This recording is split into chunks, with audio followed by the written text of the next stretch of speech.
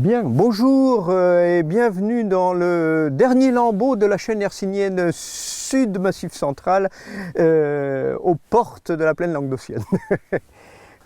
Et on se retrouve à quelle altitude, Guillaume? Que je dise pas de bêtises, 700-800 mètres par là.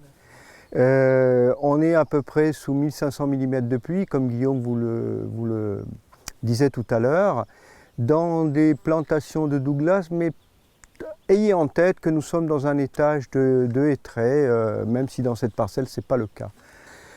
Juste pour vous positionner un peu mieux le profil, on est sur une pente relativement douce à 10%, sous une forme un peu en croupe, en crête, orientée, que je ne dise pas de bêtises, presque plein sud, ici.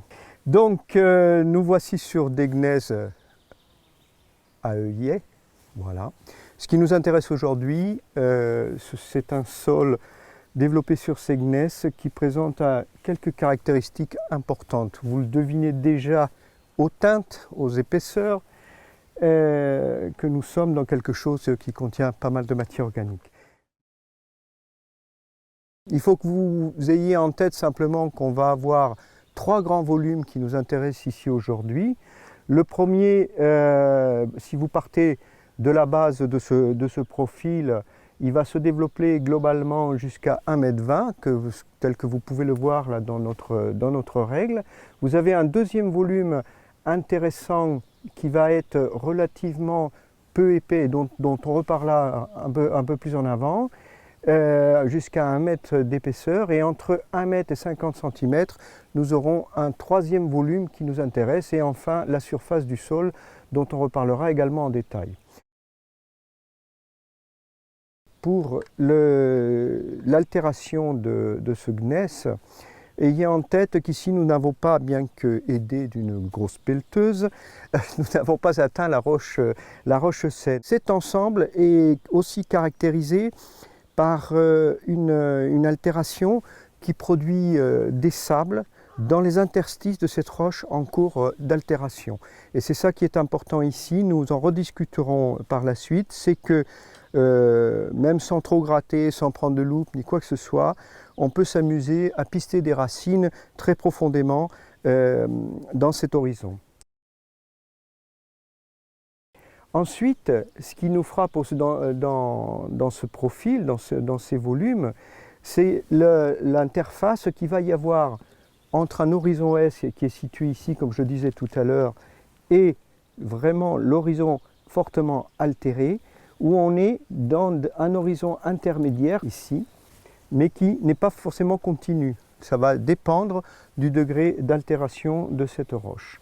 Cette graine est extrêmement sableuse, elle est grise, voire brun par moment, légèrement brune par moment. Très sableuse, sans structure clairement définie. Et avec un lit de racines qui partent un peu obliquement. Et cet horizon S se caractérise par une structure relativement massive, avec un débit polyédrique qui est ici marqué parce que finalement on est dans une période où le sol est encore frais, l'ensemble du profil est frais, ça a été rafraîchi cette semaine, et ce débit est polyédrique légèrement anguleux. L'ensemble est il y a peu de cohésion et l'ensemble du profil est extrêmement poreux. La limite entre l'horizon S et l'horizon en cours d'altération, elle est extrêmement ondulée, comme je disais, avec des volumes qui pénètrent en profondeur. Et le petit horizon qui constitue cette arène, il est en partie discontinu, mais il est parfois pas complètement discontinu, et on va le retrouver entre les blocs, ici.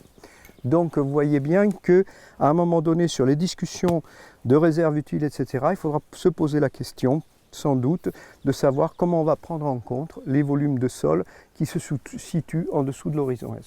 Un autre point intéressant, c'est qu'à prendre en considération dans ces massifs, dans ces hauteurs, qui sont en fait en réalité des pseudo-plateaux, c'est la variabilité de l'épaisseur, non pas seulement du front d'altération, mais de l'épaisseur du sol comme un tout. On va avoir des horizons S qui peuvent faire comme ici entre 60 et 80 cm d'épaisseur, à des horizons S qui peuvent atteindre plus d'1 mètre d'épaisseur dans d'autres profils qui ont été observés par nos collègues ici dans la région.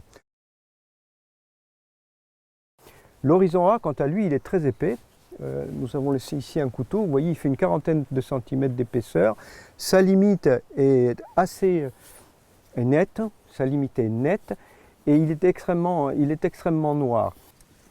La structure ici, elle est plutôt granulaire, même si elle peut paraître massif au départ, mais le débit est complètement granulaire, une structure très poreuse, très fluffy, comme diraient certains, avec d'abondantes racines et une cohésion importante.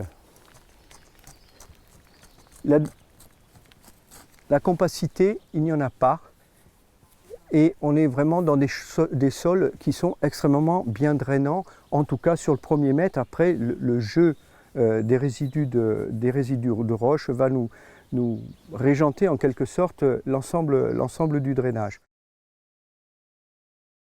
Voilà, alors en partant de la surface, vous vous en doutez, on est dans du noir, on est dans du 7,5YR 2,5. Ensuite, dans l'ensemble du S, on est à 7,5YR 3,2. Et dans la petite arène, on est dans du 10YR 4,3. Donc vous voyez qu'on est vraiment dans les noirs, brun foncé. On est en altitude, donc on a des sols dans d'autres massifs forestiers de moyenne altitude qui peuvent être extrêmement semblables à celui-là, mais ça va dépendre de la nature de la roche. Donc ça, c'est le premier point. À roche équivalente et climat équivalent, il est possible qu'on retrouve un sol comme ça. Ce qui frappe ici, c'est surtout les quantités de matière organique qu'il contient. Et ça, c'est très intéressant. Ça veut peut-être aussi dire, mais ça c'est l'histoire agraire qui pourrait nous renseigner, c'est que ce n'est pas que de la forêt qui a fonctionné comme ça. On a des horizons organiques extrêmement épais comme ça sous des prairies permanentes. Et dans la région, on les a traversées en venant ici, il est probable que l'on ait des profils organiques extrêmement épais dus à l'enracinement des plantes annuelles qui sont très puissantes à restituer du carbone dans le sol.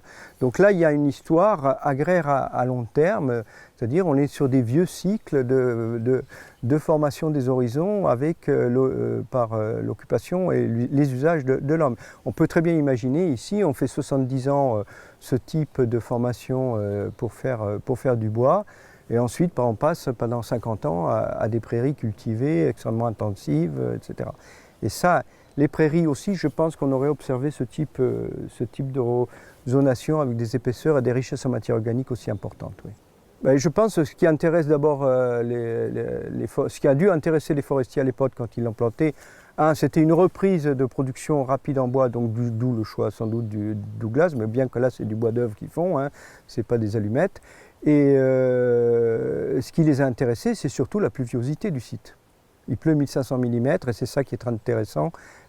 Pour faire du bois, pour faire de la biomasse, il faut de l'eau. Et là, vous avez tout ce qu'il faut, c'est-à-dire vous avez de l'eau, elle circule bien, elle est dans le sol et elle reste disponible un certain temps. Mais ça, c'est le débat qui se poursuivra ensuite avec d'autres analyses sur les propriétés physiques de ces sols. Maintenant, vous me demanderez, mais comment il s'appelle celui-là? Ben, on s'est entendu pour le dénommer comme un brunisol. Maintenant, ça restera à débat, on vous donnera des analyses pour commenter tout ça et revenir un peu plus en détail lors de la discussion de ce profil.